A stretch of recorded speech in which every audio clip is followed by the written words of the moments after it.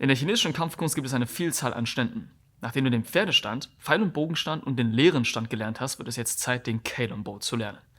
In diesem Video erklären wir dir den chinesischen Namen, wie der Stand genau funktioniert und zeigen dir Übungen, wie du deinen Stand verbessern kannst.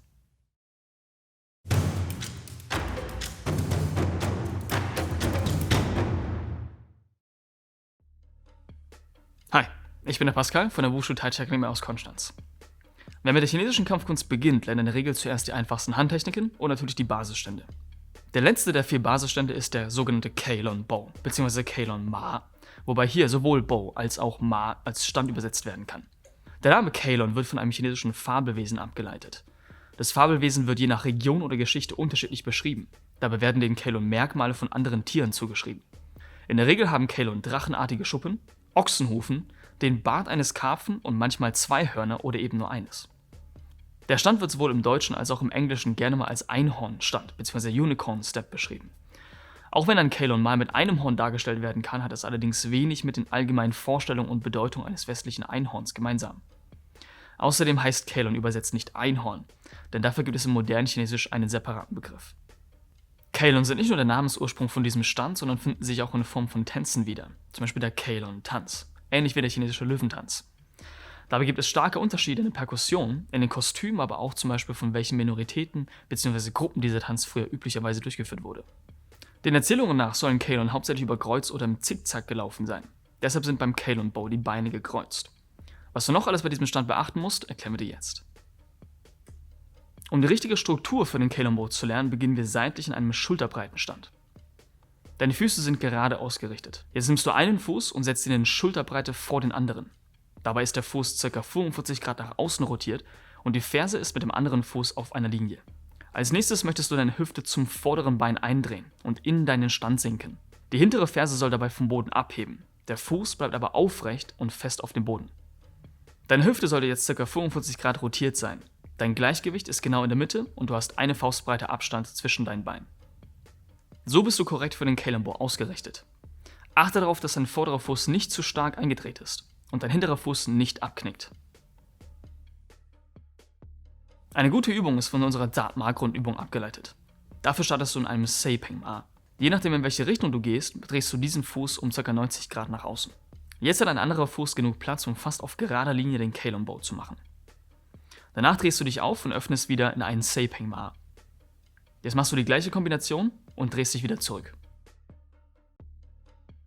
Bei jedem Schritt sollst du zu einem schnellen Stopp kommen und nicht wackeln.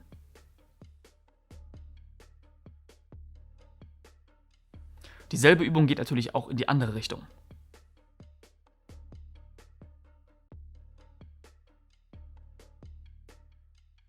Versuch den Schritt in den Keilon-Bo nicht unnötig hoch auszuführen.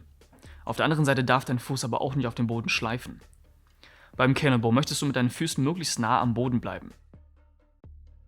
In der chinesischen Kampfkunst werden Bewegungen und Übungen im Training oft tiefer und größer, aber dafür in der Anwendung höher und kleiner ausgeführt.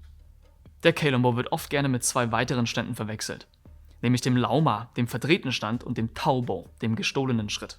Wenn man jeweils ein Foto dieser 3 Stände als direkten Vergleich nimmt, ist auf den ersten Blick tatsächlich kein Unterschied zu sehen. Dabei sind alle 3 Stände vor allem in der Funktion sehr unterschiedlich, weil sich vor allem der Weg in den Stand unterscheidet. Der Keilon-Bo hat mehrere unterschiedliche Anwendungsbereiche. Zum einen ist er oft Teil einer Schrittkombination, wenn man zum Beispiel im Kickboxen einen Roundhouse-Kick mit dem vorderen Bein ausführen möchte.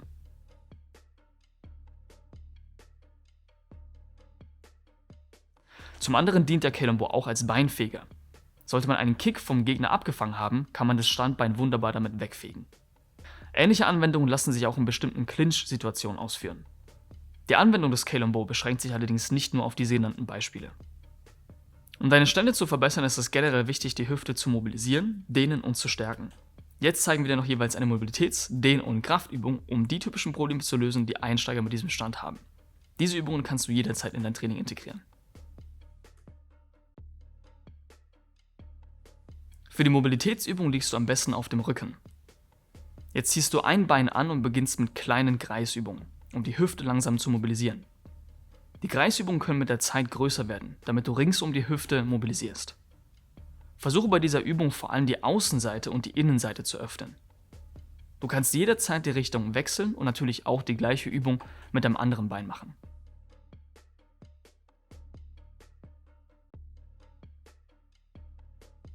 Für die Dehnübung gehen wir in den sogenannten Beinverdreher. Wir zeigen dir jetzt 3 Varianten mit unterschiedlichen Intensitätsstufen. Am Anfang sitzt du auf dem Boden und beide Beine sind ausgestreckt. Jetzt überschlägst du ein Bein über das andere und versuchst die Außenseite zu dehnen. Dein Oberkörper bleibt dabei aufrecht. Für die nächste Variante winkelst du dein unteres Bein an. Bleibe mit deinem Oberkörper aufrecht und rotiere nach rechts und links, um deine Außenseite zu dehnen. Solltest du hier keine Dehnwirkung spüren, kannst du dein aufgestelltes Bein auch noch ablegen. Dabei versuchst du beide Knie übereinander zu legen und die Füße so weit wie es geht nach hinten zu ziehen. Versuche dabei den Oberkörper möglichst gerade zu lassen. Wenn du jetzt immer noch keine Dehnwirkung spürst, versuchst du deine Füße Stück für Stück nach vorne zu schieben und deine Unterschenkel auf eine Linie zu bringen. Dabei sollen die Knie übereinander bleiben und den Kontakt behalten.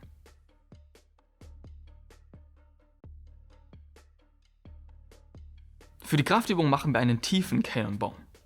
Das Knie soll dabei nicht den Boden berühren und wir setzen uns auch nicht hinten auf die Ferse ab. Jetzt machst du eine ganze Drehung auf die andere Seite in den Cannon-Bow. Versuche dabei möglichst tief zu bleiben, damit die gesamte Beinmuskulatur mitarbeiten muss. Als Variation kannst du während der Drehung kurz aufstehen und wieder in den Stand sinken. Nach ungefähr 10 Seitenwechseln machst du eine kurze Pause und wiederholst die Übung 2 bis 3 Mal. Das sind die wichtigsten Punkte, die du beim Cannon-Bow beachten musst. Jetzt heißt es fleißig üben, üben, üben. Wenn dir das Video gefallen hat, klick den Like-Button, hinterlass gerne einen Kommentar und vergiss natürlich nicht, unseren YouTube-Channel zu abonnieren. Bis zum nächsten Mal.